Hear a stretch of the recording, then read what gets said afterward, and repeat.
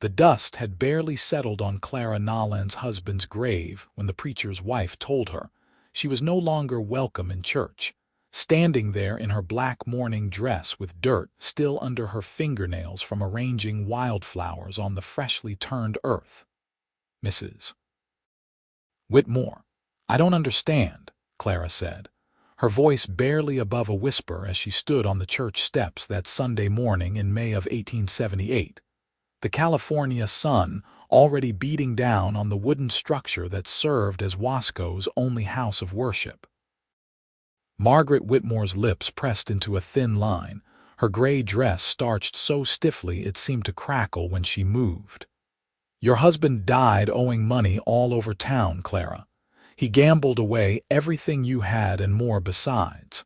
The church cannot be associated with such scandal. People are talking." Clara felt the words like physical blows. Thomas had been dead only 3 weeks, taken by fever that ravaged him in a matter of days. She had nursed him through his final hours, listening to his delirious confessions about the debts, the gambling, the lies he had told her about his work at the railroad. She had loved him once, or thought she had, but those final days had revealed a stranger wearing her husband's face. "I had nothing to do with his debts," Clara protested, aware of the other churchgoers streaming around them, their eyes averted but their ears surely catching every word. "I worked honest jobs. I kept our home. I didn't know about any of it until he was dying." "Nevertheless," Margaret said, her chin lifting, "you are his widow. His shame is yours now. Reverend Whitmore and I have discussed this at length, and we believe it best for everyone if you worship elsewhere." Clara opened her mouth to respond, but no words came. What could she say? That she needed this church, this community, more than ever. That without Thomas's income, without even the pitiful amount he had brought home, she was facing destitution. That she had nowhere else to go. "Mrs. Whitmore, that is enough." The voice came from behind Clara, deep and steady, with a hint of Texas drawl that marked its owner as someone who had traveled far to reach California's dusty interior. She turned to see a man she recognized, but had never formally met, one of the ranch hands from the Zimmerman spread north of town. He was tall, with sun-darkened skin and brown hair that needed cutting, wearing clean but well-worn clothes that marked him as a working man.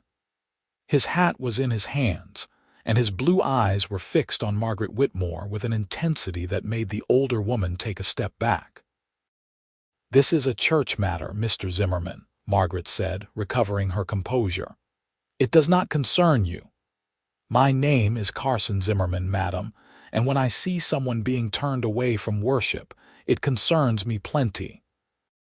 He moved to stand beside Clara, and she caught the scent of leather and soap, the clean smell of honest work. "If Mrs. Nolan is not welcome at service, then I will read scripture at home. Seems to me that is more in keeping with what the good book teaches anyway." Margaret's face flushed red. "You would give up your place in this congregation over a woman you barely know."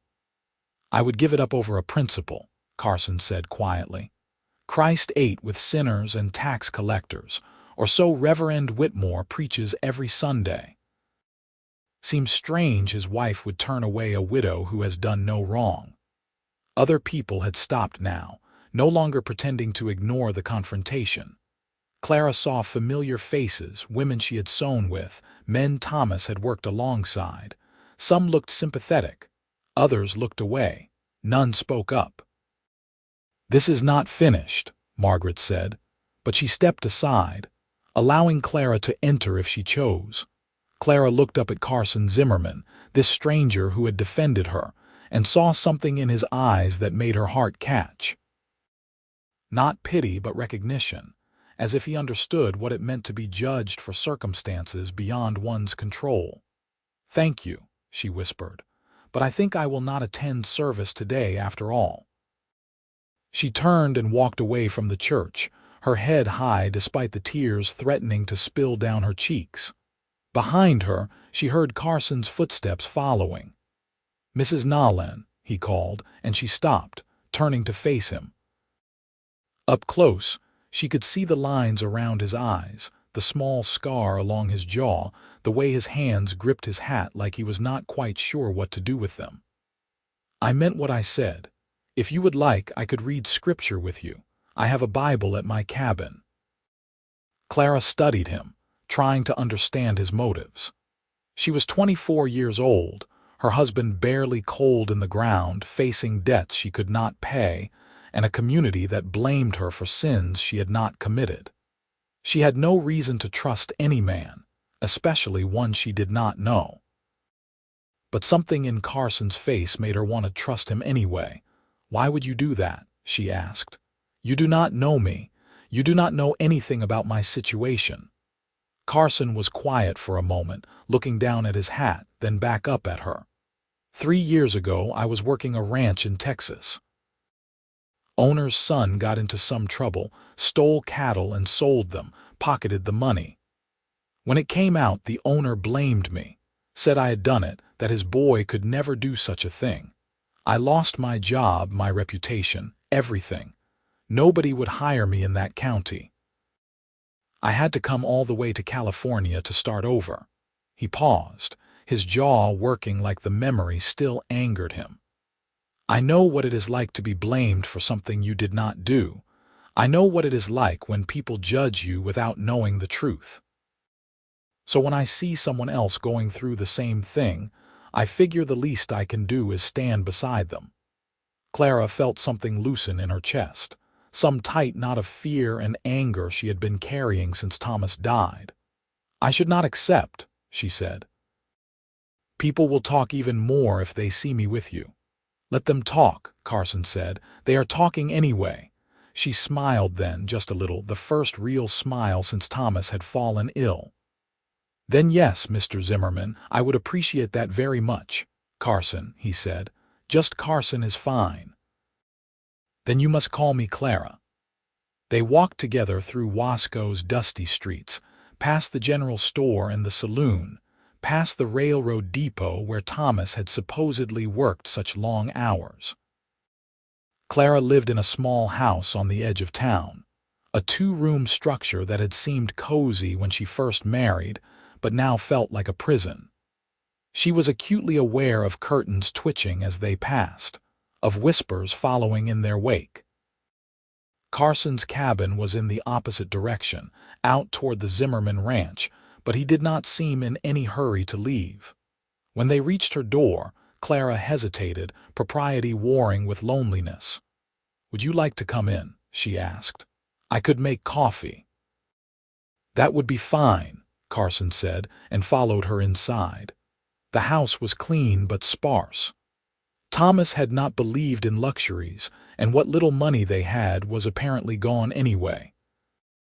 Clara busied herself with the coffee, grateful for something to do with her hands, while Carson stood somewhat awkwardly in the small front room that served as both kitchen and living space. "You have a nice place," he said, though they both knew it was not true. "I have a place," Clara replied, pouring water into the pot. "For now, anyway. I imagine the bank will take it soon enough once they realize Thomas left debts against it." "How much does he owe?" Clara turned to look at him. "Why would you want to know that?" Carson shrugged. "Sometimes knowing the size of a problem makes it easier to figure out how to solve it. It is not your problem to solve. Maybe not. But I am asking anyway." Clara sighed and gave him the number the bank manager had told her, watching Carson's face for a reaction. He whistled low. "That is substantial." "He gambled," Clara said flatly. "For years, apparently. I thought he was working late, but he was at the saloon playing cards, losing money we did not have. I feel like such a fool for not knowing."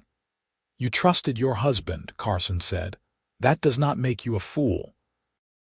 That makes you a good wife." Clara felt tears prick her eyes again and blinked them back angrily. She had cried enough over Thomas Nolan, a good wife who is now about to lose everything. The coffee finished, and she poured them each a cup. They sat at her small table, and Carson pulled a worn Bible from his coat pocket, It was clearly well read, the pages soft with handling, verses underlined in fading ink. "My mother's," he explained when he saw Clara looking at it. "She taught me to read from this book. Said if a man could read the Bible, he could read anything." Was she right? Carson smiled. "I can read a menu and a contract, so I suppose she was, though I still like this book best." He opened it, seemingly at random, and began to read. His voice was steady and sure, and Clara found herself relaxing as the familiar words washed over her. She had grown up attending church, had believed in the teachings even when life made them hard to live by. Hearing Carson read brought back memories of her own mother, long dead, reading to her before bed. When he finished the passage, they sat in comfortable silence for a moment. "You really think God cares about people like us?" Clara asked suddenly. "People who are struggling and judged and pushed aside." Carson looked at her intently. "I think that is exactly who God cares about. The powerful and comfortable do not need much help, but the rest of us, we need all the help we can get." Clara smiled. "You sound like you should be the preacher, not Reverend Whitmore." "I leave the preaching to those with the calling," Carson said. "I am just a man trying to do right when I can." They talked for hours that afternoon, the coffee growing cold in their cups as the conversation ranged from scripture to life in California to their respective pasts. Clara learned that Carson was 28, unmarried, and had been working for the Zimmerman ranch for 2 years. The owner, Jonas Zimmerman, was actually his uncle, his mother's brother, who had given Carson a job and a new start when no one else would. Carson worked with the cattle, mending fences and breaking horses, saving his money with some vague plan to eventually start his own small ranch. In turn, Clara told him about growing up in Missouri, about following Thomas to California 3 years ago with dreams of a better life, about the gradual realization that Thomas was not the man she thought she had married, the way he had grown distant and secretive, coming home later and later until some nights he did not come home at all. "I should have left him," she said quietly. "Toward the end, I knew I should. But I had nowhere to go, no money of my own, and I kept thinking maybe things would get better." "You cannot blame yourself for hoping," Carson said. "I can blame myself for being naive. Naive and hopeful are not the same thing." The sun was setting when Carson finally stood to leave, promising to return the next Sunday if Clara wanted to read scripture together again. She walked him to the door, suddenly reluctant to see him go. "Thank you," she said, "for today, for standing up for me at the church, for treating me like a person instead of a scandal." Carson put his hat back on, tipping it slightly. "Anyone would have done the same." "But they did not," Clara pointed out. "You did." Something passed between them then, a moment of understanding that needed no words. Then Carson was walking away into the gathering dusk, and Clara was alone again in her small house. But somehow the loneliness felt less oppressive than it had that morning.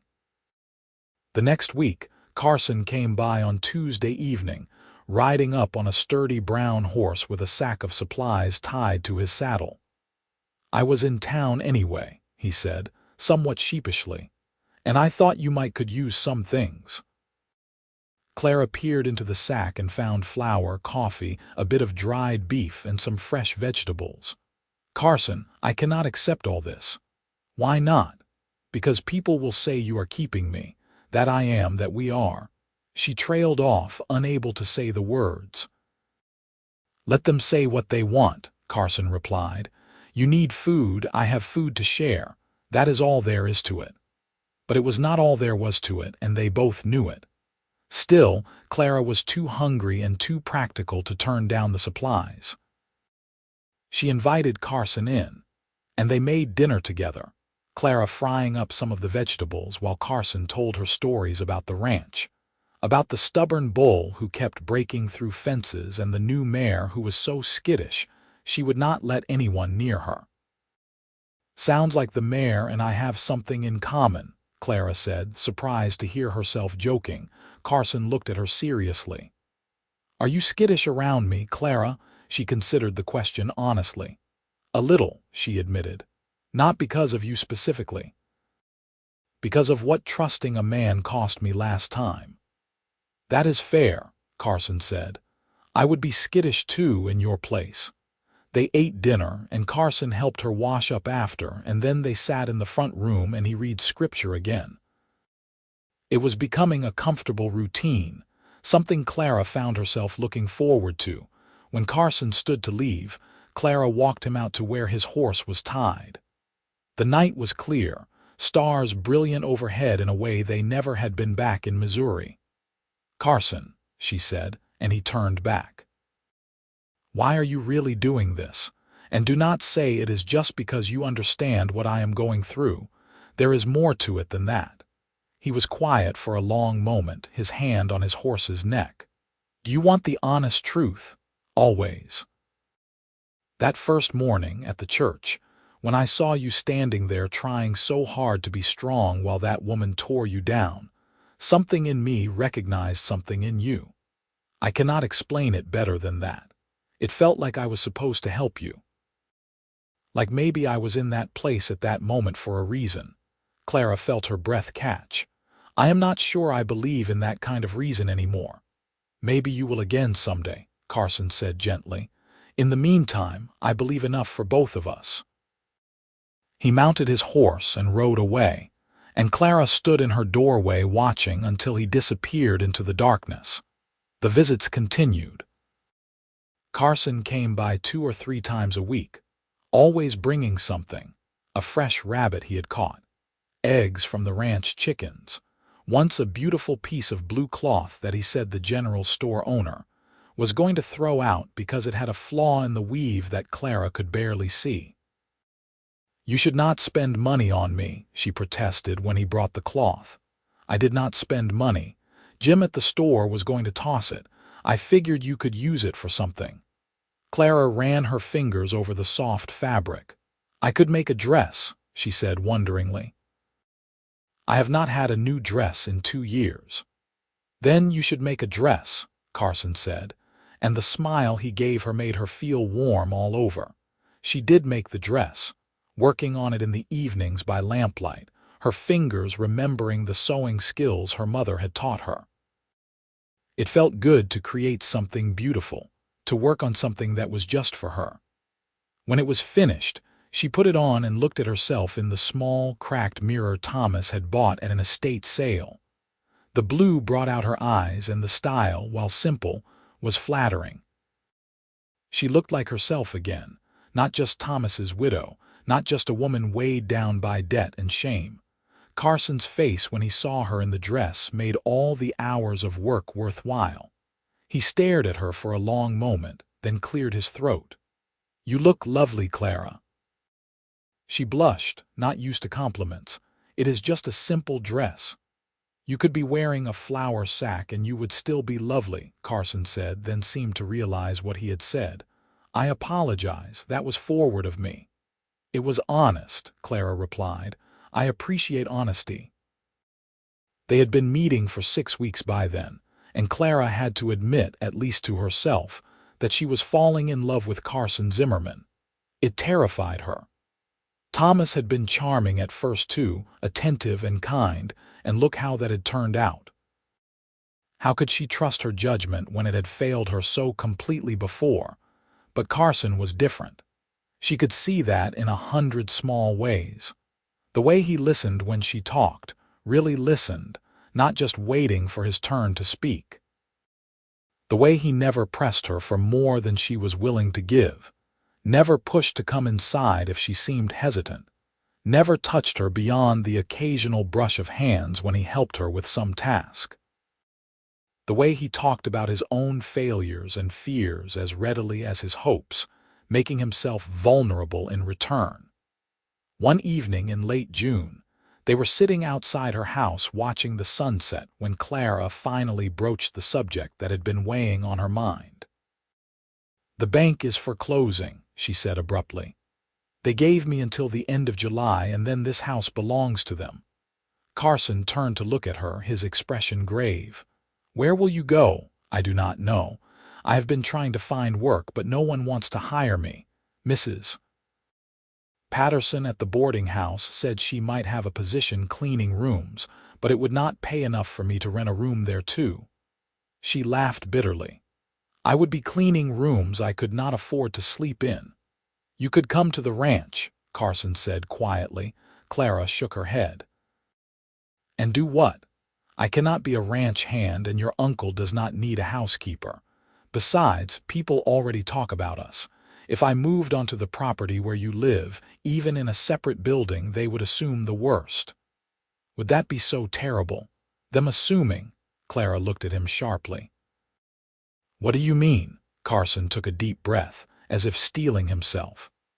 "Clara, these past weeks with you have been the best of my life. I know it has not been long. I know you are still mourning your husband, but I also know what I feel, and I hope, that maybe you feel something too." Her heart was pounding. "Carson, you do not have to answer now," he said quickly. "I am not asking you to marry me tonight. I am just saying that if you were my wife, you would have a home, you would be safe, and I would do everything in my power to make you happy." Clara felt tears spilling down her cheeks. "You deserve better than a widow with nothing to her name but debts and scandal." "I deserve you," Carson said firmly, "if you will have me." She wanted to say yes. She wanted it so badly it frightened her. But the fear of making another mistake, of trusting again and being hurt again, held her back. "Can I think about it?" she whispered. "Take all the time you need," Carson replied. "I am not going anywhere." Clara spent the next week in an agony of indecision. She made lists of reasons to accept Carson's proposal and reasons to refuse. She prayed, though she was not sure God was listening. She lay awake at night imagining what life might be like as Carson's wife, and the images that came to her were so sweet they made her ache. But every time she was ready to say yes, she remembered Thomas's lies, the way he had fooled her so completely. What if she was wrong about Carson too? What if this gentle kindness was just another mask? The decision was made for her on a sweltering afternoon in early July. Clara was at the general store, trying to negotiate credit for some basic supplies, when she overheard two women talking in the next aisle. "It is shameful. That is what it is," one said. "That Nolan woman, carrying on with Carson Zimmerman before her husband, is barely cold." "I heard he is practically living at her house," the other replied. "And you know what that means. She was probably unfaithful even before Thomas died. That is why he gambled, poor man, trying to forget what kind of wife he had." Clara felt the words like knives. She abandoned her basket and fled the store, half blind with tears and rage. How dare they? How dare they take her grief and Carson's kindness and twist them into something ugly? She was halfway home before she realized Carson was following her, calling her name. She stopped, turning to face him, and saw concern written all over his features. "I heard what they said," he told her. "I was coming into the store just as you ran out. Clara, you cannot let them get to you like this." "They think I am a whore," Clara said bluntly. "They think you are keeping me as your mistress. They have taken the only good thing in my life and made it dirty." Carson stepped closer, and for the first time he reached out and took her hands in his. His grip was warm and strong, and Clara clung to it like a lifeline. "Then marry me," he said. "Marry me and make them eat their words. Marry me because I love you and I think you might love me too. Marry me because life is too short to let fear and other people's opinions stop us from being happy." Clara looked up at him, this good man who had stood by her when no one else would, and something broke open inside her. Maybe she was making a mistake. Maybe she would regret this, but maybe, just maybe, she was finally doing something right. "Yes," she said. "Yes, I will marry you." Carson's face lit up with a joy so pure it took her breath away.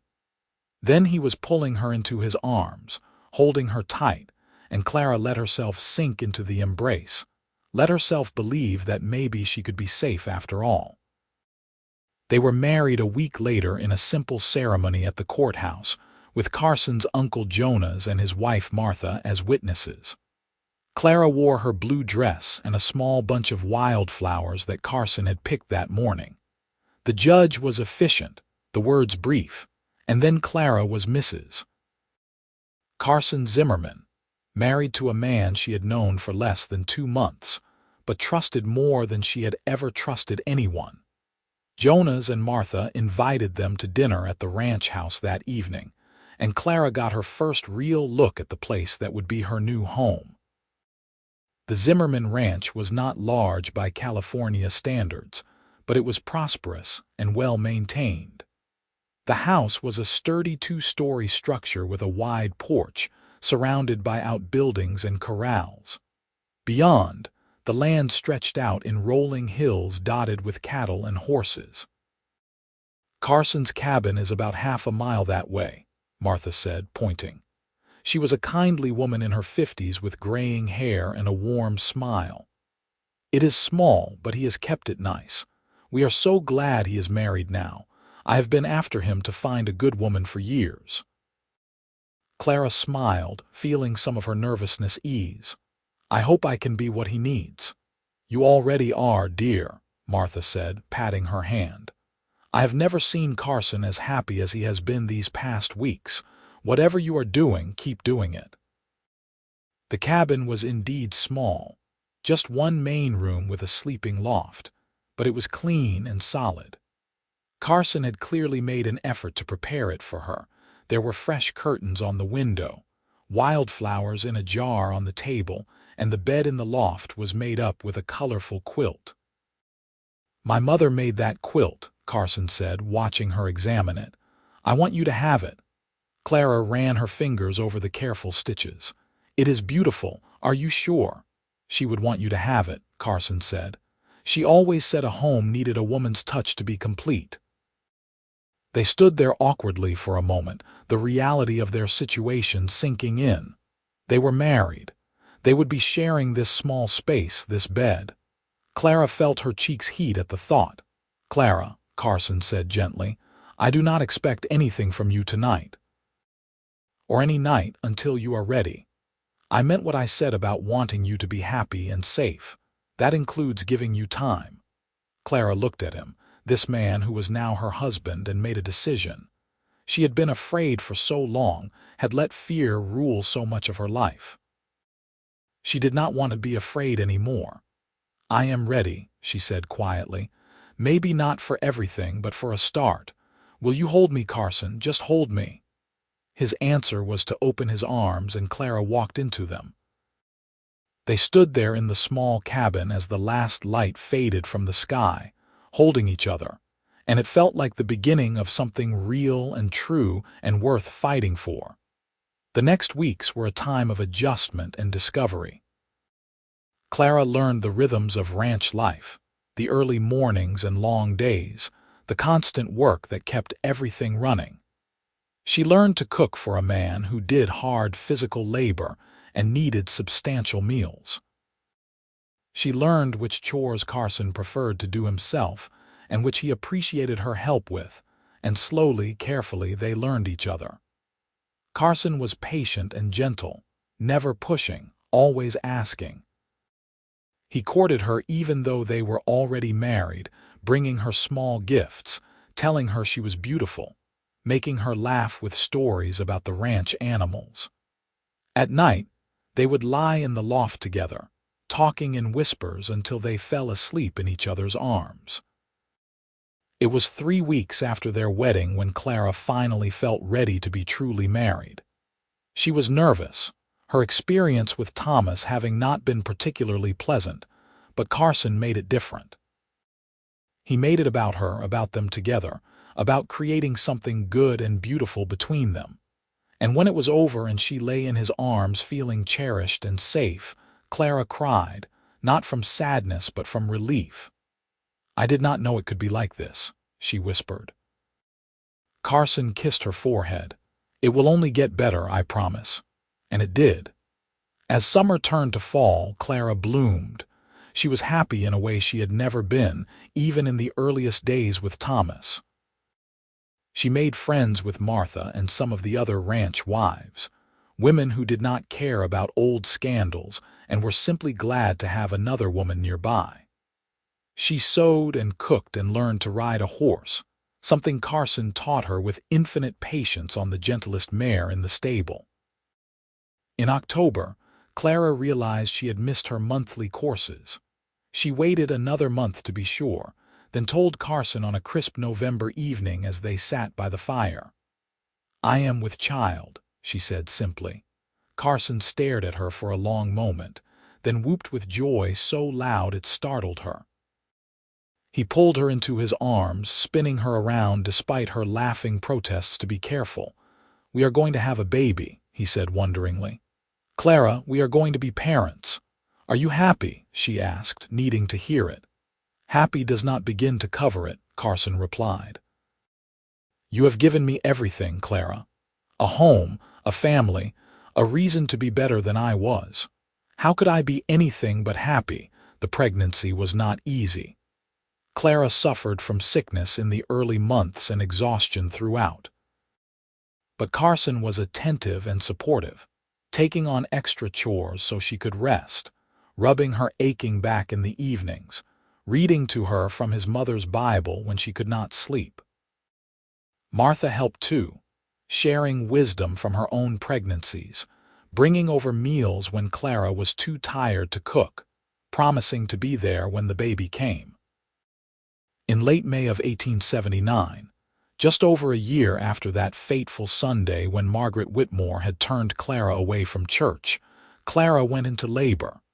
It was long and difficult, lasting through the night and into the next day. Carson paced outside the cabin, refusing to go work, staying close in case Clara needed him.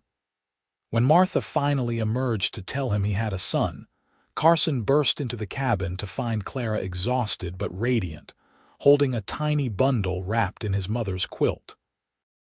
"His name is Matthew," Clara said as Carson knelt beside the bed. "If that is all right with you." "Matthew is perfect," Carson whispered, reaching out a tentative finger to touch his son's tiny hand. The baby's fingers curled around his father's, and Carson felt his eyes fill with tears. "He is perfect. You are perfect." Clara smiled tiredly. "I am a mess, but I have never been happier." They spent the next few days in a cocoon of new parenthood, learning how to care for this tiny person they had created. Matthew was a good baby, healthy and strong, with his father's blue eyes and what promised to be his mother's dark hair. Carson was a devoted father, getting up in the night to bring Matthew to Clara for feeding, walking the floor with him when he fussed, staring at him with an expression of wonder that made Clara's heart overflow. One afternoon when Matthew was about 2 weeks old, there was a knock on the cabin door. Clara, who was nursing the baby, called for Carson to answer it.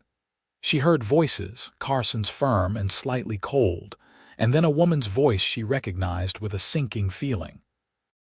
"I would like to speak with Clara," Margaret Whitmore said. Carson appeared in the doorway to the main room. "Do you want to see her?" he asked Clara quietly. Clara considered. She could refuse. After what Margaret had done, she would be justified in sending the woman away. But something made her curious about what the preacher's wife wanted after all this time. "It is all right," she said. "Let her in." Margaret entered, looking around the small cabin with barely concealed surprise. Whatever she had expected, it was apparently not this cozy, well-kept home. Her eyes landed on Clara and the baby, and something flickered across her face. "Mrs. Zimmerman," she said formally, "I heard you had a child. I wanted to offer congratulations." "Thank you," Clara replied, equally formal. Carson stood protectively nearby, clearly ready to usher Margaret out at the first sign of trouble. Margaret twisted her hands together, a gesture that betrayed her discomfort. "I also wanted to apologize. For what I said to you that day at the church. It was wrong of me." Clara stared at her. Of all the things she had expected, an apology was not one of them. "Why now?" Margaret looked down. "Because my husband reminded me that the church is supposed to be a place of mercy, not judgment. Because I have watched you this past year, building a life with Mr. Zimmerman, and I see that I was wrong about your character. And because I am not the only one who was wrong, and someone needed to be the first to admit it." Clara felt something shift inside her, a hardness she had not realized she was carrying. "I appreciate you saying that, Mrs. Whitmore. It means more than you might think." "Will you come back to church?" Margaret asked. "You and your husband and your baby, we would welcome you." Clara looked at Carson, who shrugged slightly, leaving the decision to her. She thought about it, about the church that had rejected her, about the community that had gossiped and judged. Part of her wanted to refuse, to nurse the grudge and the hurt. But another part of her remembered what Carson had said about God caring for the struggling and the pushed aside, about faith being bigger than any one building or congregation. "We will think about it," Clara said finally. "But thank you for the invitation." After Margaret left, Clara sat quietly, still holding Matthew. Carson came to sit beside her, his hand on her shoulder. "You want to go back?" he asked. "I do not know," Clara admitted. "Part of me does. I miss being part of a community of faith. But I do not want to walk back into a place that hurt me so badly." "You do not have to decide today," Carson said. "We have been doing fine reading scripture here at home, but if you do decide you want to try again, I will be right beside you." Clara leaned into him, feeling the solid strength of his presence. "I know you will. You always have been." They did go back to church eventually. Not the next Sunday or the one after that, but a few weeks later when Clara felt ready. It was strange walking through those doors again, this time with Carson beside her and Matthew in her arms. People stared, but some of them smiled. A few women came up to admire the baby. Reverend Whitmore welcomed them warmly, and his sermon that day was about forgiveness and second chances. It was not perfect. There were still people who whispered, who looked at Clara with judgment. But there were also people who were kind, who accepted her back into the community without question. And with Carson beside her, Clara found she could bear the whispers and ignore the judgment. Life settled into a comfortable rhythm. Matthew grew into a sturdy, happy child with his father's easy temperament and his mother's curiosity. Carson and Clara's love deepened, built on the foundation of mutual respect and shared trials. They faced challenges, years when the cattle prices were low and money was tight, illnesses that scared them, the normal struggles of life. But they faced them together, and that made all the difference. When Matthew was 3, Clara gave birth to a daughter they named Sarah, a tiny thing with Clara's dark eyes and a stubborn streak that made them both laugh. 2 years after that came another son, James, who was quiet and thoughtful even as a baby. The cabin grew too small for their expanding family, and Carson, with Jonas's help, built a larger house on a piece of land Jonas deeded to them. It was not grand, but it was theirs, with enough rooms for the children and a real kitchen for Clara, and a porch where they could sit in the evenings and watch the sunset together. Clara never forgot the woman she had been, standing on the church steps that long ago Sunday morning, feeling lost and alone and judged. Sometimes, when she saw a woman struggling in town, a widow or someone fallen on hard times, she would make a point to speak to her kindly, to offer help if she could. She knew what it meant to be on the receiving end of judgment, and she was determined to be on the giving end of mercy. Carson supported her in this, as he supported her in everything. He became known in Wasco as a fair and honest man, someone you could count on for a straight answer and a helping hand. The scandal of Clara's first marriage faded into distant memory, replaced by the reputation they built together. Years passed. Matthew grew tall and strong, eventually taking over more and more of the ranch work. Sarah proved to have a gift for healing and often went with Martha to help birth babies or tend the sick. James, quiet James, turned out to have a beautiful singing voice and led the church choir by the time he was 15. On their 10th wedding anniversary, Carson took Clara back to the spot where he had first proposed, the dusty street outside her old house that had long since been torn down and replaced with a new building. "You remember what I said to you here?" he asked, taking her hands just as he had that day. "You said I deserved better than debts and scandal," Clara replied, smiling at the memory, "that you deserved me if I would have you." "I was right," Carson said. "About the second part anyway, though I think I got the better end of the deal." Clara laughed. "We both got what we needed, a second chance, a new beginning, each other." "I would do it all again," Carson said seriously. "Every moment. I would stand up to Margaret Whitmore 1,000 times if it meant finding you." "You would not have to," Clara replied. "I would have found you anyway. I think maybe we were meant to find each other, Carson. Against all the odds, despite all the obstacles. I think that day in church, you were exactly where you were supposed to be." Carson pulled her close, and they stood there in the California sunshine, two people who had found each other in the darkest of times and built a life together from the ruins of their pasts. "I love you, Clara Zimmerman," Carson said. "I love you too," Clara replied. "More than I can say."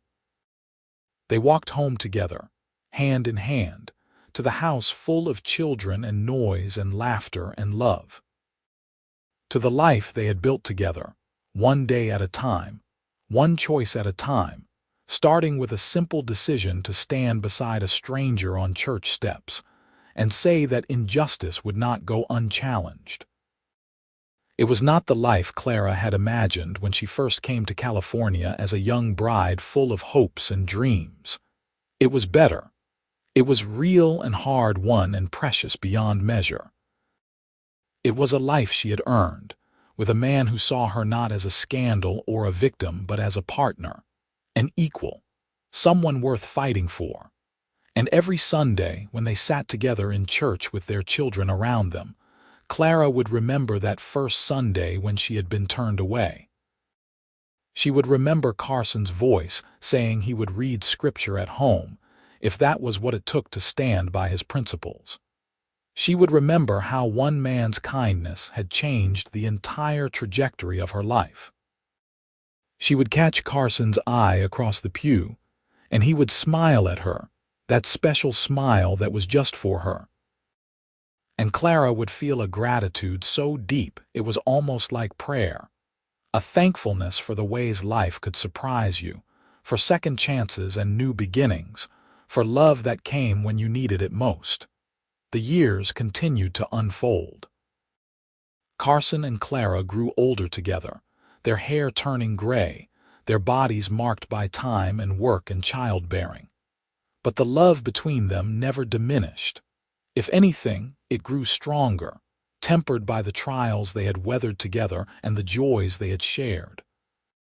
Matthew married a girl from town, a sweet-natured young woman named Elizabeth who fit seamlessly into the family.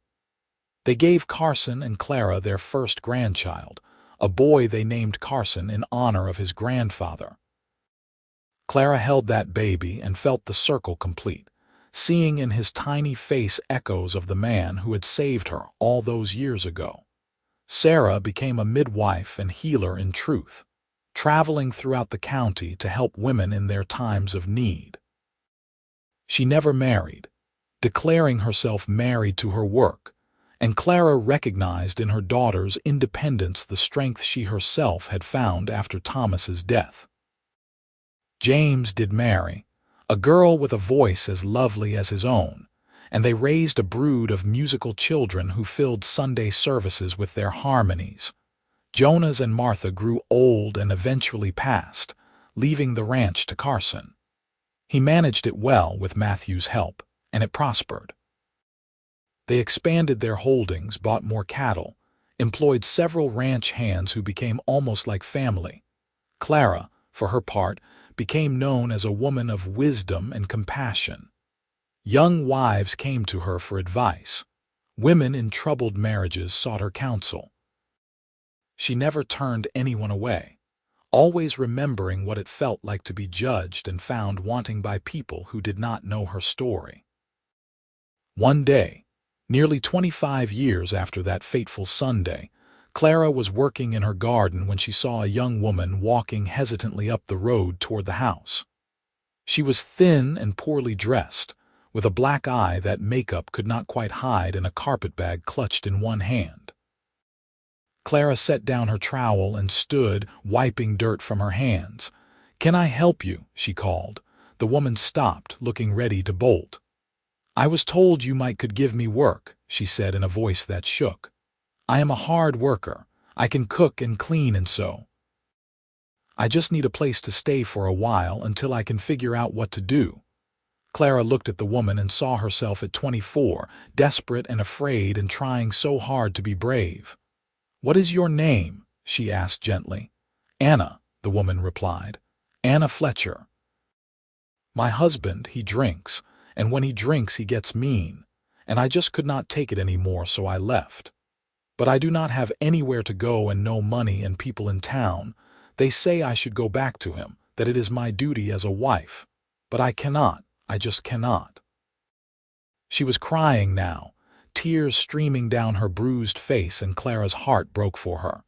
She crossed the distance between them and took Anna's hands in hers.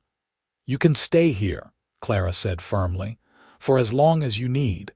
We will find you work if you want it, but you are safe now. Do you understand? You are safe." Anna's face crumpled with relief. "Why would you do this for me? You do not even know me." Clara smiled, thinking of Carson standing on church steps, defending a stranger because it was the right thing to do. "Someone once did it for me," she said simply.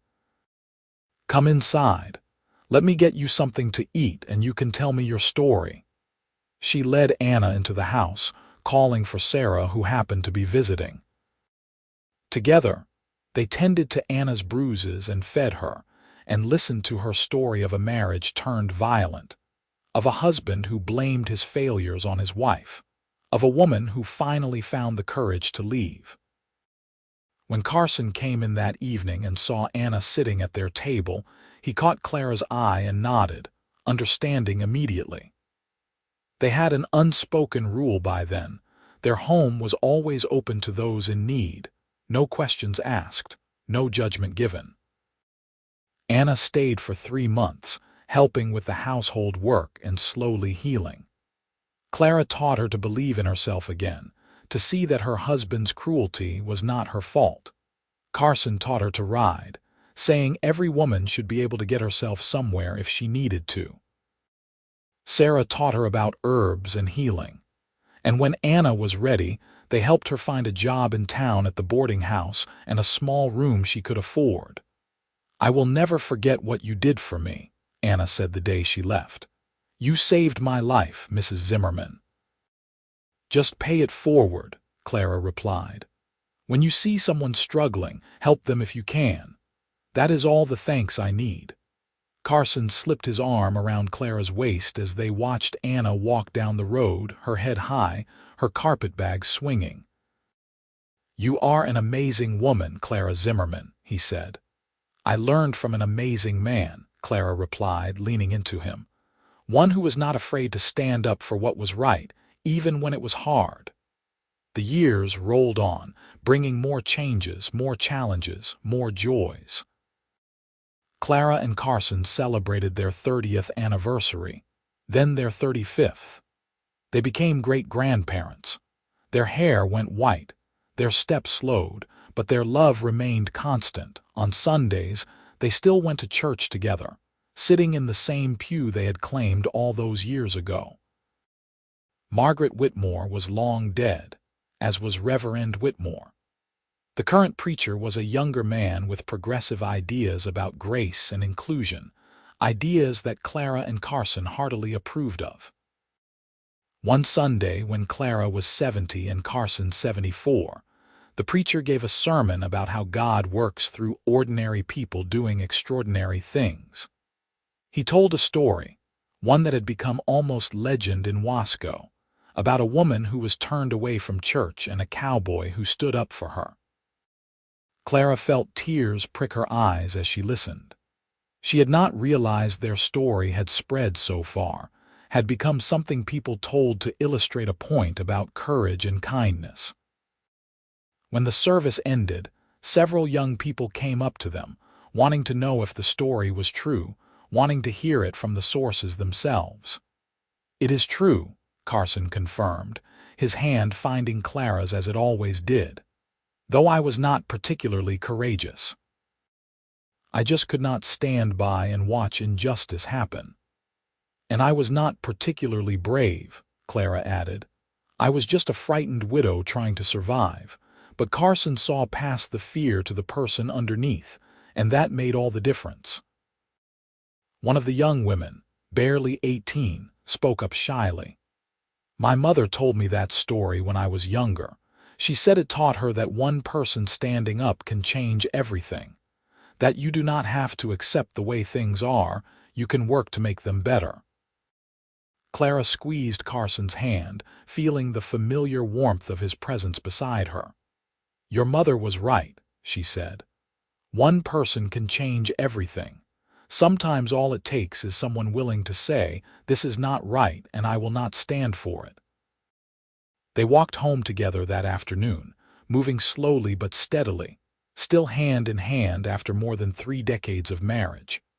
The house was quieter now, the children grown and gone, but it was still full of love and memories. That evening, as they sat on the porch watching the sunset paint the California sky in shades of gold and crimson, Clara found herself reflecting on the journey that had brought them here. "You ever wonder what would have happened if you had not spoken up that day?" she asked Carson. "If you had just walked past me into the church like everyone else." Carson was quiet for a moment, considering. "I think about it sometimes," he admitted. "I think about how different my life would have been without you in it, how empty, how meaningless. I was just going through the motions before I met you, Clara. You gave me purpose. You gave me hope," Clara replied. "When I had none left, you showed me that not all men are like Thomas, that love could be kind and steady and true." "We saved each other," Carson said simply. "And then we built something beautiful together." They sat in comfortable silence as the light faded, two people who had found each other against all odds and refused to let go. Two people who had taken broken pieces and fashioned them into something whole. As darkness fell and the stars began to emerge, Clara thought about the young woman she had been, standing on church steps with dirt under her fingernails and despair in her heart. She thought about the cowboy who had seen her not as a scandal, but as a person worth defending. She thought about all the days and years that had followed, the struggles and triumphs, the children and grandchildren, the life they had built together one choice at a time. "I would do it all again," she said softly, echoing Carson's words from years before. "Every hard moment, every struggle, every tear, all of it, if it meant ending up here with you." Carson lifted her hand to his lips and kissed it gently, a gesture of tenderness that still made her heart flutter after all these years. "Then I guess we are both lucky," he said. "Because I would do it all again, too." They sat together on the porch until the night grew cool and it was time to go inside. Carson helped Clara to her feet, and they walked into the house together, closing the door on another day in a long line of days that had made up their extraordinary, ordinary life. The story of the preacher's wife who turned away a widow and the cowboy who defended her became a part of Wasco's history, told and retold over the years, inspiring others to stand up for what was right, to offer grace instead of judgment, to see people as individuals rather than scandals. But for Clara and Carson, It was not just a story. It was their life, their love, their legacy. It was the moment when everything changed, when two lonely people found each other and decided to face the world together. And every time Clara heard the story told, every time someone asked if it was true, she would smile and say yes, it was true, all of it. She would tell them about standing on those church steps feeling lost and alone. She would tell them about Carson's voice cutting through the judgment and shame, declaring that he would read scripture at home if that was what it took to stand for what was right. She would tell them how one moment of courage can ripple outward, changing not just one life but many. How one act of kindness can be the beginning of a love story that spans decades.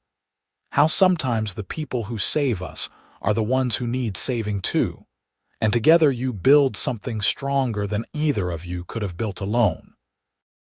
And then she would look at Carson, still beside her after all these years, and she would remember that first Sunday when he had appeared like an answer to a prayer she had not known how to voice. She would remember his steady presence through every trial, his unwavering support through every challenge, his deep and abiding love through every season of their life together. That was the real story, she would think. Not just the dramatic moment on the church steps, but everything that followed. The quiet daily choices to love and honor and cherish each other. The commitment to build a life of meaning and purpose. The determination to be better, to do better, to create ripples of kindness that would extend far beyond their own small corner of the world. As Clara and Carson grew older still, their health began to fail in the ways that bodies do when they have lived long and full lives. But even as their physical strength waned, the strength of their love remained undiminished. Carson was the first to become seriously ill, his heart weakening until even simple tasks left him breathless. Clara nursed him with the same fierce devotion he had shown her during her pregnancies and illnesses over the years. She sat by his bedside reading scripture, the same worn Bible that had belonged to his mother, the same one he had read to her on that first afternoon in her small house all those years ago. "I am not afraid," Carson told her one evening when they both knew his time was growing short. "I have had a good life, Clara, better than I ever dreamed possible, and I will wait for you on the other side." "You better," Clara replied, her voice steady despite the tears streaming down her face. "I am not done with you yet, Carson Zimmerman, not by a long shot." He smiled at that, the same smile that had made her heart flutter when she was 24 and still made it flutter now when she was 73. "I love you," he whispered. "I have loved you from the moment I saw you standing on those church steps, trying to be brave. I will love you forever." "And I love you," Clara replied, taking his hand and holding it tight. "More than words can say. You saved my life, Carson. You gave me everything."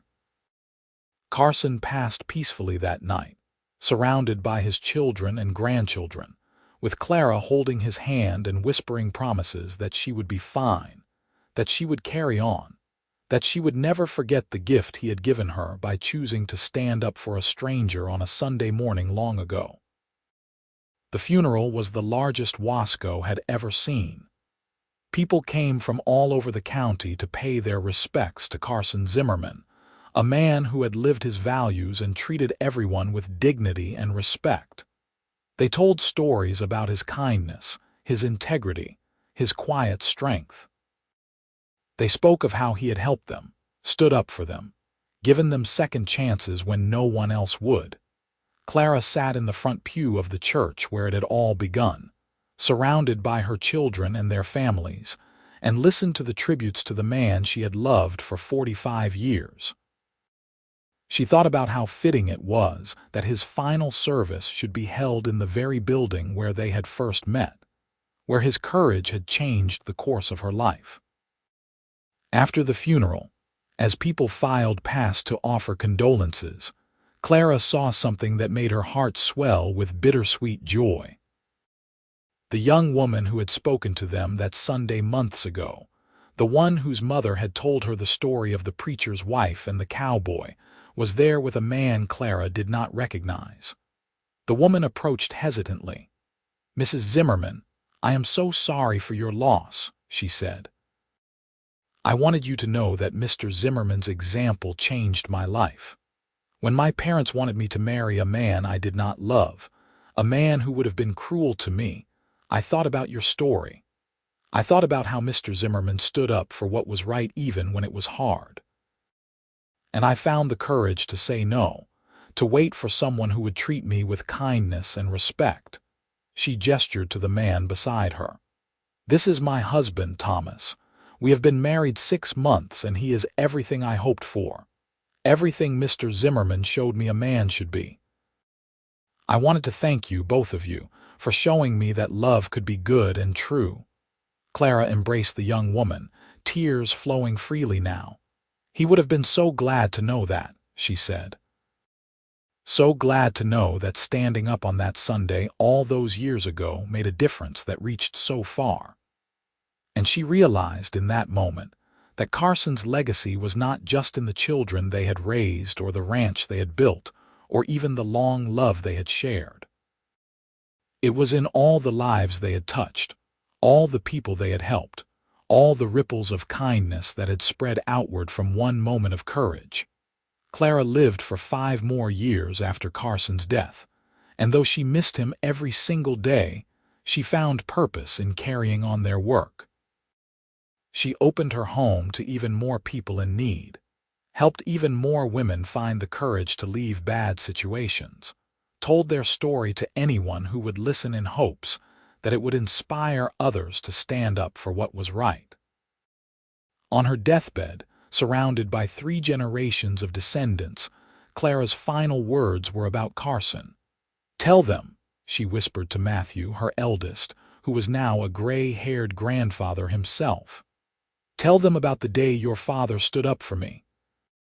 Tell them that one person can make a difference, that love is worth fighting for, that grace is stronger than judgment. Promise me you will tell them." "I promise, Ma," Matthew said, tears streaming down his weathered face. "We all promise. Your story, both your stories, they will never be forgotten." Clara smiled and closed her eyes, and in her final moments, she swore she could feel Carson's hand in hers, could hear his voice saying that he had been waiting for her, that they would be together now forever. The story did live on. It was told at family gatherings and church services, in town halls and schools. It became a part of Wasco's identity, a reminder of what the town could be at its best, a community that learned from its mistakes and strived to do better. The small cabin where Carson and Clara had first lived was preserved and eventually turned into a historical site. The house they had built for their growing family became home to several more generations of Zimmermans. The ranch continued to prosper under Matthew's management, and then his children's after him. But more than any physical legacy, what endured was the lesson that Clara and Carson had lived every day of their marriage, that everyone deserves to be treated with dignity and respect. That standing up for what is right is always worth it, even when it is hard. That love can heal old wounds and build new futures. That one moment of courage can change everything. Their grave in the Wasco cemetery was marked with a simple stone that read, Carson Zimmerman, 1850–1923, and Clara Zimmerman, 1854–1928. Beloved husband and wife, parents and grandparents, they stood together. It became a place where people would stop to pay their respects, to remember the story, to find inspiration for their own struggles. And on Sunday mornings, when the church bells rang out over Wasco, calling the faithful to worship, it was impossible not to think of that long-ago Sunday when a preacher's wife forgot the meaning of grace and a cowboy remembered. When a widow stood alone and afraid, and a stranger chose to stand beside her. When love began in the most unlikely of circumstances and grew into something that would outlast them both, inspiring generations to come to be better, to do better, to love better. That was the real miracle, not just that Clara and Carson had found each other, but that their love had shown others what was possible, that their courage had given others courage, that their grace had taught others to offer grace, that their story had become a beacon of hope for anyone who had ever felt judged, rejected, or alone in the end. That Sunday morning when Margaret Whitmore said Clara was not welcome at service and Carson said he would read scripture at home was not an ending at all. It was a beginning. The beginning of a great love story. The beginning of a legacy of compassion and courage. The beginning of ripples that would spread far beyond what either of them could have imagined, touching lives they would never know, inspiring changes they would never see.